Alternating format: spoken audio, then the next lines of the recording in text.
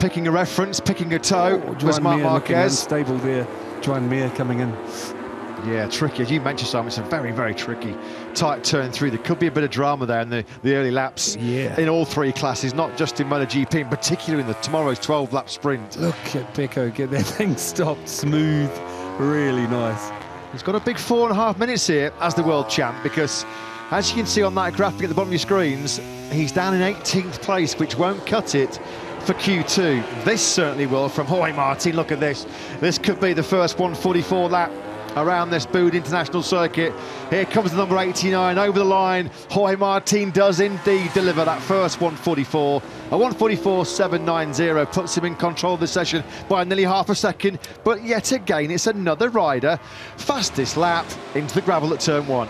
It's got to be that I didn't take note when I was riding, but the start-finish line, they're making sure they get the time, and it must be very late. You know, where it's like super close or even at your brake marker, you know. It's almost like they're doing the hot lap and then sacrificing the next one, aren't they? It's almost like, okay, well, I'll take the extra risk in that braking zone. If I have to run off, I do. Which you don't have to if the start line's earlier. So it must be that it's super close. Now then, Pecco Bagnaia was red hot in the first sector, as you can see on your screens, but he's just lost a bit of time in the second split, and the estimated position, well, it still won't be good enough. But this, of course, is the first flying lap he's had on that new Michelin soft rear tyre. Back with Bez.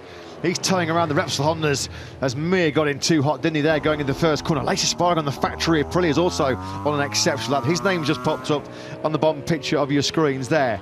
Up by 0.04 of a second. Wow, look at that rear hopping around. Properly bouncing, wasn't it? You don't see Bagnaia's Ducati that unstable, do you, very often? I don't think I've ever seen it bouncing like that. That's more like it from the man in P1. Well, the man with the number 1 up into P5 goes Bagnaia, 145.280. Will that be good enough then to get him directly into that top 10? Aleix Espargaro, he's the second man then of the day here, the opening day in India, to find a 144, a 144.833. That cuts Martin's gap down to just under 500ths. This man, Brad Binder, on the cusp now then. He's in 12th place. He's being shadowed by the Martinator. See them, not the first time I've seen a rider struggling with the rear grip, edge grip as they enter. I mean, Brad uses a lot of rear brake, but it looks like struggling with the rear grip on the entry a bit. So we know as well, you spoke to Piero Taramassa this morning, because of the extreme heat and the forces generated on that rear tyre around this circuit, Michelin have had to, their hand's been forced, they've had to bring the Red Bull Ring Buriram harder casing rear tyre. And Binder and the KTM struggled on that tyre in Spielberg, didn't they, with the wheel spin and the drive grip? Yes, and my heart sank a little bit because Fabio getting frustrated there about something. It looked like my heart sank a little bit because as much as the boys back in Clermont-Ferrand won't want me talking about this, it doesn't have the same level of grip as the one without that special casing, you know, the normal one.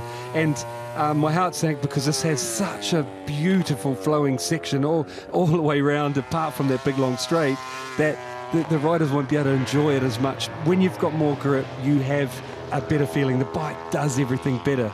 And when you have less grip, which you need to do for safety here, with that special casing, you have less grip and you can't enjoy the section as much. Matt, Piero Taramassa explained to us this morning that with that long straight, you have to bring the tyre with that barrier, or what is it, the construction to handle the heat, you know, and it deflects the heat better because you spend so much time in the centre of the tyre going so fast, the temperature will get, you know, off the scale. So safety-wise, they've got to do it. Yeah, they have to err on the side of caution, don't they? Marini then just coming into the final corner. This could be the best time of the day. This could be a special one here from Luca Marini. We'll follow him over the line. It is a 144.782. Marini then topped by 0.08 of a second. No wonder Mooney VR46 enjoyed that one. Luca Marini was on the floor, wasn't he? A small tip-off in that first corner right at the start of this session. 30 seconds remaining then. Mark. First sector. Is he still following Marco Bezzecchi? Yeah, he is. Look, they're on the screens there, so he's still following Bezzecchi. Yellow flags, though, have come out in sectors 2 and 3, and that's going to cost Marquez. Not going to cost him a place in Q2 because he's comfortably in 4th. Wonder who's been the late faller then here. Arms are going up. This is getting a bit hectic and a bit busy in this part of the circuit. I think Brad Binder, he's backed out of it there, and that means Binder is going to be in Q1. Oh no, that was Miller, sorry. Let's have a quick check on Brad Binder. Let's just see the South Africans' progress. It's not happening. A lot of red first sectors there. Binder, Quartararo, as you can see. Oh, Nakagami's gone down. No, he's all right though. That's the main thing. Yeah, Binder, Quartararo, as everyone can see. Marc Marquez, Aleix Espargaro and Luca Marini on fastest first sector there. So few bailed out. Yeah, Binder then at the moment is going to miss out. So the KTM man in 12th. Miguel Oliveira has not had a great first day here in India as well. Oh, hang on a minute. Whoa. Let's not call it too quickly, because as he so often does, he finds some magic, doesn't he? We're on board. He refuses to let go, doesn't he? He's just like little that terrier. Proper little Jack Russell nipping around your ankles, isn't he? Here he's been then on the 33 KTM, halfway through this third sector. He'll be praying now that there's no problems with yellow flags. He's got to be precise, doesn't want to exceed track limits. He's following his former factory KTM teammate Miguel Oliveira here. Augusto Fernandez may also be trying to get himself inside that top 10, which could be costly for Joan Mir. Joan Mir's had his best Friday, hasn't he, of the season so far on that troublesome factory Honda. But we will track Binder.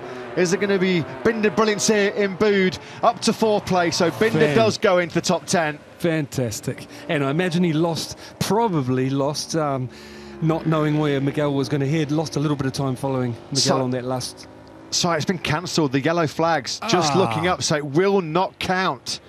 So were the yellow flags then still out for the Nakagami incident? Can you imagine Francesco Guidotti throwing things around the garage right now, because he was just saying about that, the yellow flags are costing his riders regularly, and that's just happened at the most crucial moment. 3 or 4 times in that session then, the factory KTMs have been absolutely murdered by the yellow flags. Binder then will be in Q1, he was 12th, 4th place. That's going to be a tough one to take, isn't it, for the South African, because it was a superb last lap, but it's been scrubbed off. Luca Marini, though, is the man who's taken top spot here. There he is in the Mooney VR46 Ducati. What a lap, a 144.782.